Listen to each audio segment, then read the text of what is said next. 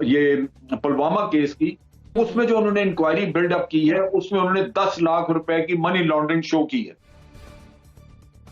मैं समझता हूं कि वो टारगेटेड है। आ रही है यहां पे एफएटीएफ में आपका रिव्यू आ रहा है, तो वो केस वहां पे भारत बैठा है, वो अपनी इंक्वायरी लेके जाएगा, वो कहेगा जी हमने ये देखा 10 किसी ने क्वेश्चन नहीं करना वहां पे। हमारे लोग तो वैसे भी जाके वहां पर सिर्फ सफाइयां पेश करते रहते हैं, इन्होंने कभी अग्रेसिवली अपना केस लड़ाई नहीं।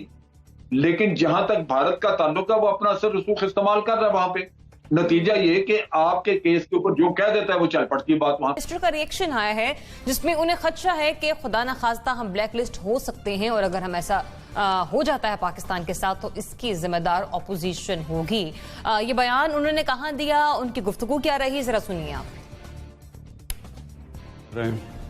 और मैं ये उम्मीद कर रहा हूं कि इनके अंदर नून लीग और पीपल्स पार्टी में ऐसे लोग हैं जिनको पता हो ये क्या करने जा रहे हैं। अगर जॉइंट सेशन में इन्होंने हमें डिफीट किया, जो इस मुल्क से फिर फैटफ की ब्लैक लिस्ट होगा, ये सब जिम्मेदार होंगे। अब वही कर रहे हैं हिंदुस्तान जो कर रहा है पाकिस्तान को ब्लैक लिस्ट में डालने के लिए।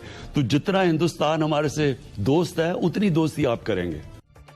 खुदा न खास्ता पाकिस्तान ब्लैकलिस्ट हो सकता है। हुकूमत को चाहिए ऑपोजिशन का ताउन, लेकिन ऑपोजिशन का वो ताउन हुकूमत को दरकार नहीं है, और इस पर प्राइम मिनिस्टर ने अपने खदशात का खुलकर इजहार कर दिया है। साथ ही साथ ये जिम्मेदारी उन्होंने ऑपोजिशन पर आयद करने के हवाले से भी बात की है। लेकिन जनरल साहब, आप समझते हैं कि सेनेट के बाद पार्लियामेंट के मुश्तरका इजलास में भी बिलों की मुखालफत करेगी ऑपोजिशन? देखिए, मेरा नहीं ख्याल के करेंगे, क्योंकि ये कौमी मसला, इसका एहसास होना चाहिए, और अगर मुखालफत करें तो ये मेरा ख्याल बहुत बड़ी ज्यादती होगी। ये किसी के सर पे एहसान नहीं है। अगर कोई वोट देता है इसकी फेवर में, तो मैं नहीं समझता कि उसकी मेहरबानी है, उसको एहसान समझा जाएगा, या पार्टी के साथ, पीटीआई के साथ कोई फेवर समझी जाएगी। ये कौम में जरूरत है। आज ये हुकूमत है, कल नहीं होगी, और फिर किसी और पार्टी की होगी। तो यही मसला अगर गले में लटका हुआ, तो आप सोचें कि उस दूसरी पार्टी को इकोनॉमी अगर ब्लैक लिस्ट में जाती हुई मिले तो क्या करेंगे। तो ये इन चीजों के ऊपर तमाशे खड़े करना, सियासत करना, ये मुनासिब हरगिज नहीं। ये कहना कि जनाब इसके आप हुकूमत इनको आके मनाए करे, बड़ी अच्छी बात होती अगर हुकूमत राब्ता करती, आगे बढ़ती। लेकिन अगर नहीं भी किया तो इसका मतलब ये तो नहीं कि अगर कल कश्मीर पे बहस हो, हुकूमत ने आके नहीं इनको बुलाया, तो कश्मीर जो है उस पर हम सारे अपने हथियार फेंक के कहें जी ठीक है, जो भारत कर रहे हैं वो ठीक है। ये नहीं हो सकता। तो मेरा ख्याल है कि एक तो ये इनको ज्यादती नहीं करनी चाहिए, इस पे सियासत नहीं होनी चाहिए। ये एक असूली काम है, असूली फैसला होना चाहिए, और इस पे वोट दे हुकूमत को इस पे फारिग करना चाहिए। इसमें हुकूमत का नहीं, सारे मुल्क का फायदा है इस काम के लिए। अब देखिए कि इस वक्त हो क्या रहा है भारत की तरफ से।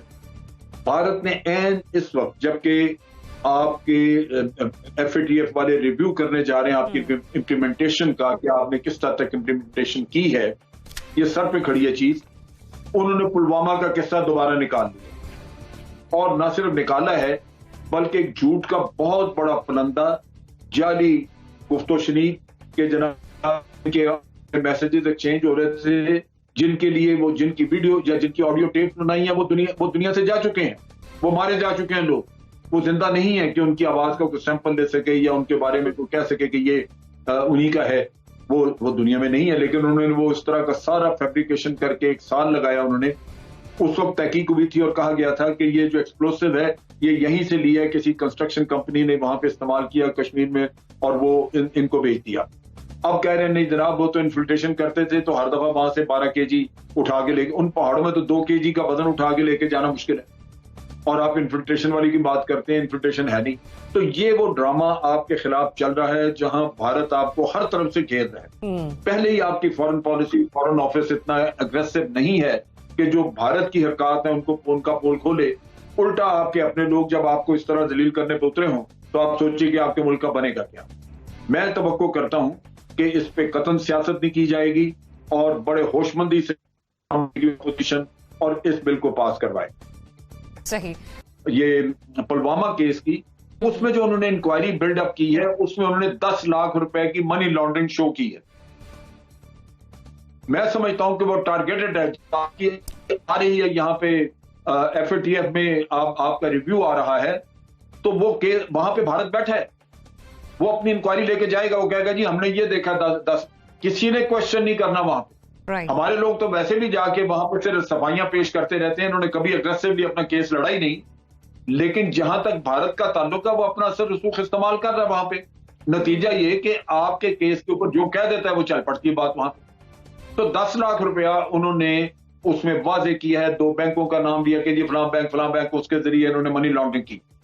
तो आप जिस भंवर में बैठे हुए हैं उसमें ये तमाशे, ये बकवासात किसी एक आदमी का कहना करना जो है वो आप उसको टोटली उसको इग्नोर करें, कंडेम कर दें, उसके ऊपर सारे तुक करें। लेकिन ये नहीं आप कर सकते कि अपने मुल्क की टांग खींच के उसको आप शेर की कछार में फेंक दें कि जी अब इसको चीर फाड़ कर लिया जाए। ये गलत है। मैं एक तवज्जो आपकी तरफ जरिए दिलाना चाहूंगा। भारतीय मीडिया को अगर आप देखें, खासतौर से मेन स्ट्रीम हिंदी मीडिया को, वो आपके ऊपर चढ़ा हुआ है। मतलब वो अपने बम्बई तबाह हो गया, उनका डूब गया, उनको फिक्र नहीं है, खबर दे के निकल गए। उनका गुड़गांव सॉफ्टवेयर आइकॉन तबाह हो गया, डूब गया, उनको फिक्र नहीं, चले गए। दिल्ली डूब गया, दिल्ली फिर डूब गया, उनको फिक्र नहीं, चले गए। वो आपके पीछे पड़े हुए, हत्ता के वो हमारी अदाकारा के पीछे पड़ गए। वो हर एतबार से आपको टेररिस्ट, आपको मनी लॉन्ड्रिंग का मुजरिम साबित करना चाहते हैं। ऐसे में हमें थोड़ा सा ख्याल करना होगा, हमें थोड़ा सा देखना होगा कि हिंदुस्तान क्या चाहता है, भारत क्या चाहता है, भारत का मकसद क्या है। उसका मकसद हमारे खिलाफ है, उसकी लॉबिंग हमारे खिलाफ है, वो OIC में हमारे खिलाफ है, वो FATF में हमारे खिलाफ है। हमारा इस पर मुश्तरका है। ठीक है, तो हमें भारत के जो अज़ाइम हैं उन्हें नाकाम बनाना है और कोशिश करनी है कि मामले को पॉलिटिसाइज ना किया जाए। FATF की अगर खुदा ना खास्ता ब्लैक लिस्टिंग होती है, या फिर अगर हम, क्योंकि ग्रे लिस्ट में हम लोग मजीद अब सस्टेन करें, ये मुझे नहीं लगता कहीं ना कहीं इधर या उधर करना है इस फैसले को। 2018 से हम हैं इस लिस्ट का हिस्सा, ग्रे लिस्ट का हिस्सा। अब इसको एक साइड पे इन्होंने करना है, ये एक नजर आ रहा है, एक रवैया खासतौर पर जो एशिया पैसिफिक ग्रुप है FATF का, उनकी तरफ से, या उनकी तरफ से एक ये एटीट्यूड नजर आ रहा है कि let's close this chapter once and for all, एक इसका फैसला कंक्लूसिवली किया जाए। तो ये बात है कि ग्रे लिस्ट के बाद अगर खुदा ना खास्ता ब्लैक लिस्ट होते हैं हम, ये तो 100% इट्स अ गिवन कि पाकिस्तान की इकोनॉमी के लिए इसके तबाहकुन किस्म के असरात होंगे।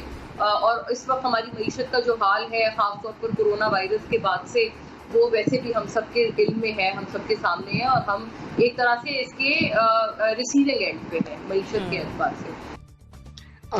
देखिए, पहली तो ये बात है कि ये मामला इंतहाई अहमियत का मामला है, और ना सिर्फ ये कि ये मौजूदा हुकूमत के लिए एक बड़ा चैलेंज है, बल्कि ये पाकिस्तान के लिए और हमारे फ्यूचर के लिए एक चैलेंज है।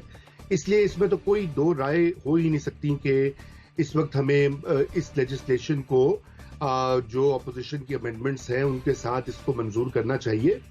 लेकिन देखिए, ये एक पार्लिमानी तरीका होता है, कानून साजी जो है वो उसको आप बुलडोज करेंगे तो उसके फिर नुकसानात भी होते हैं, क्योंकि हर कानून के मुज़मिरात होते हैं।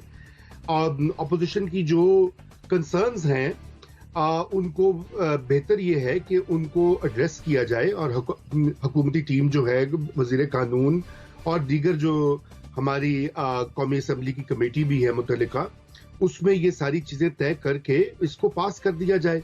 अब ये मसला यहाँ पे ये हो रहा है कि जैसे वो पहले सेनेट में हुआ, और अब इमरान खान साहब का भी बयान है, अब अपोजिशन का भी रिएक्शन होगा, तो एक टग ऑफ वॉर जो है वो आपस में चल पड़ी। और ये बड़ी अनफॉर्चुनेट बात है, क्योंकि इस तरह के मामलात के ऊपर ऐसे होना नहीं चाहिए। मगर देखिए ना, यहाँ पर यह है कि पार्लिमानी जो तरीकाकार है और जो रवायात हैं उनको भी किस हद तक इसमें फॉलो किया गया है। अक्सर क्या बल्कि हमेशा दुनिया में हर जगह जहां भी इस तरह का अहम कानून पास होता है उसके ऊपर आप क्लोज डोर पहले मीटिंग करते हैं, और जो कमेटियां होती हैं वो इस पूरी चीज को क्लियर करके अपनी पार्टीज को बताती हैं, और फिर ये बिल मंजूर हो जाता है। लेकिन यहाँ पर शायद वो वाला प्रोसेस जो है वो एक तो वो मुकम्मल तौर पे हुआ नहीं है, और दूसरा जो पोलराइजेशन है हुकूमती बेंचों और अपोजिशन की बेंचों के दरमियान, वो भी इस कदर शदीद है कि इस वक्त जो गवर्नमेंट है उसको लचक दिखानी पड़ेगी और अपोजिशन को साथ लेके चलना पड़ेगा। हम हर मसले के ऊपर यही बात पहले से कह रहे हैं 2 साल से।